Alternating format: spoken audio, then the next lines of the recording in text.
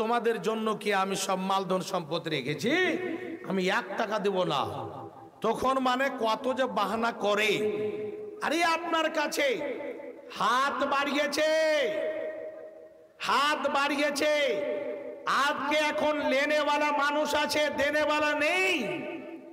এখন লিবার জন্য মাদ্রাসা মসজিদওয়ালা গরিব ফকির মিসকিন দরিদ্র অবস্থার মানুষ আছে, তো এখন দিতে চাই না। এমন একটা সময় আসবে লেনেওয়ালা হবে না, কিন্তু দেনেওয়ালা হবে। জি, সেদিন বলবে যে না, একটা যদি কাউকে পেতাম তাহলে আমি দিতাম। এখন দেখেন অনেক গরিব যারা ফকির মিসকিন প্রায় মোটামুটি গ্রামগঞ্জে চলাফেরা করতো, আসা যাওয়া করতো, ভিক্ষা করত, তাদের কি কই দেখতে পাওয়া যাচ্ছে? নাই তো। আর এখন আমরা দিতে পারছি না, দিই না।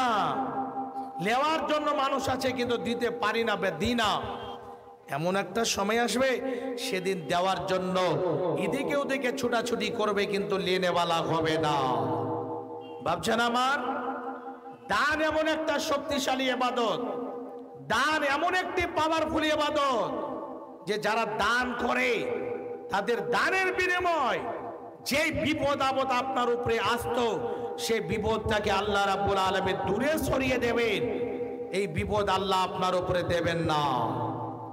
যারা এই ধন সম্পদ এই জমিন থেকে উপার্জন করেন, এই ধন সম্পদ যে আমরা জমি থেকে পাই, আল্লাহ রাব্বুল আলামিন আমাদেরকে দিয়ে থাকেন।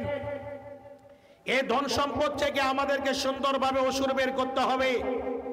অসুর বের করে গরিব অসহায় ফকির মিসকিন মাদ্রাসা এগুলো জায়গাতে আমাদেরকে দিতে হবে। অনেকে জানেন অসুর ভালোভাবে বের করে না, আর তার কথা শুনবেন আল্লাহ, আরে হারাম কে খায়?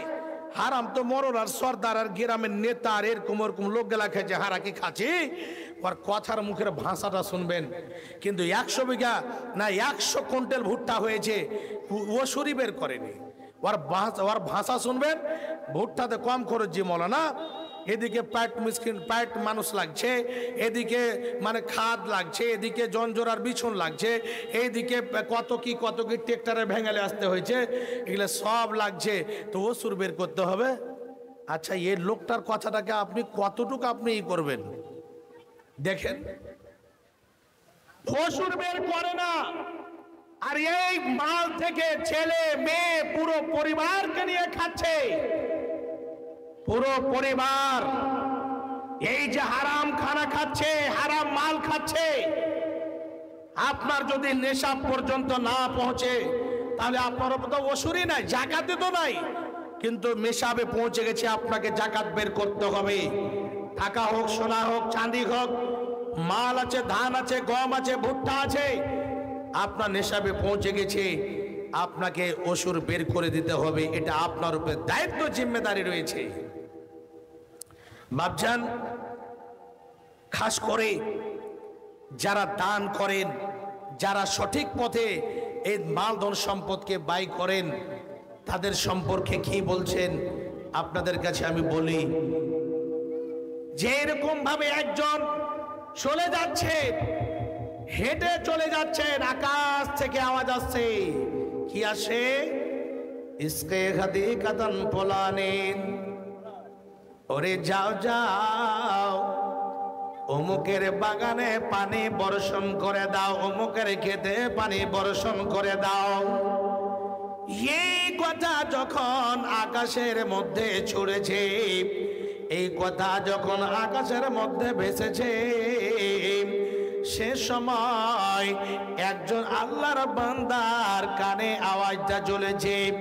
সেই লোকটি বলছে, হাই রে, সে আল্লাহর বান্দা কেমন কি এমন কাজ করত, বা কোন এমন কাজ করেছে যে যার সম্পর্কে আকাশে কথা চলছে, যাও যাও তাই এরকম অমুকের বাগানে অমুকের খেতে পানি বর্ষণ করে দাও।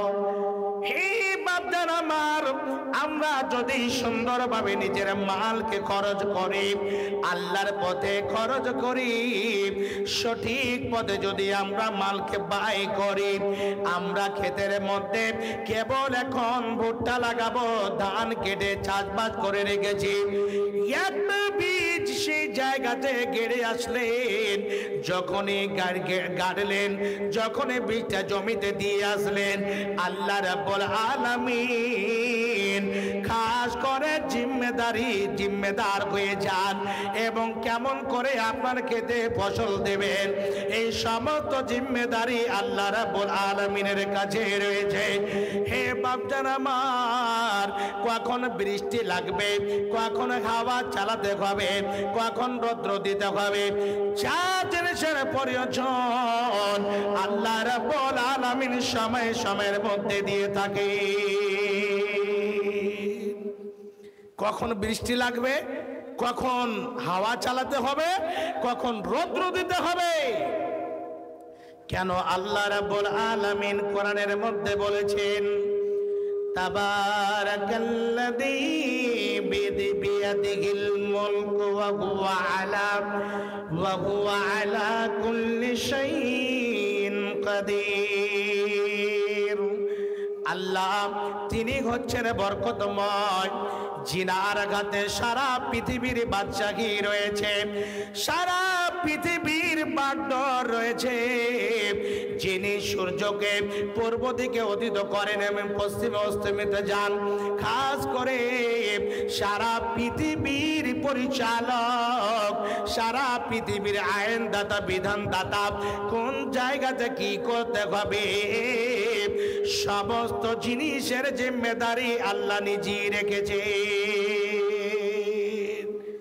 কোন জায়গাতে কি দিতে হবে, শুধু যদি আমরা সুন্দর করে আল্লাহ এবং রসুলের কথাগুলোকে মেনে চলতে পারি, কোরআন এবং হাদিসের কথা অন্তরে রেখে যদি আমরা চলতে পারি, আমরা কোরআন এবং হাদিসকে যদি ফলো করি, অবশ্যই আমাদের ফসল পানিতে বিপদ আপদ আল্লাহ দেবেন না, আমাদের খেতে শিলাবৃষ্টি হবে না, আল্লাহ রাব্বুল আলামিন বিপদ থেকে বাঁচাবেন। দেখুন সে আল্লাহর বান্দার কথা আকাশে ভেসে উঠেছে, একজন আল্লাহর বান্দা শুনেছে, শুনতে শুনতে অল্প সময়ের মধ্যে আকাশ থেকে ঝরঝর করে পানি হতে লেগেছে, আবার সে পানিগুলো একটা ক্যানেল দিয়ে এইরকম ভাবে বয়ে যাচ্ছে।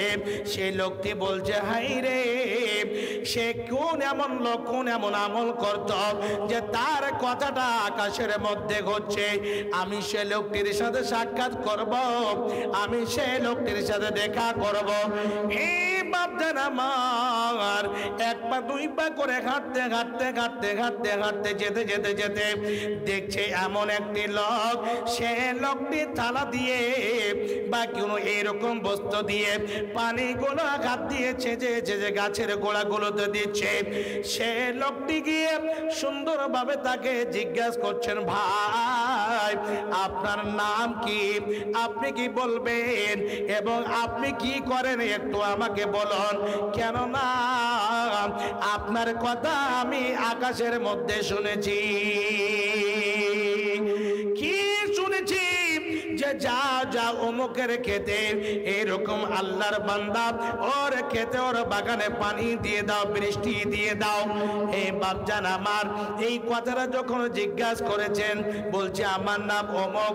জি ভাই, আমি কোনো বড় আমল করি না, আমার আমল হলো এই যে দেখেন আমার খেতে আমি চাষবাস করি, ফসল উপার্জন করি, এই ফসলকে আমি 3 ভাগে ভাগ করি, 3 ভাগে বিভক্ত করে 1 ভাগ আমি আল্লাহর পথে দান করে দিই, 2য় ভাগ আমার ছেলে মেয়ের জন্য, আমার পুরো পরিবারের জন্য খাবার জন্য রেখে দিই, 3য় অংশ, 3য় ভাগ আবার 2য় বার খেতে হাল চাষ করার জন্য, খরচ বরচের জন্য রেখে দিই। এই কাজটা আমি করি।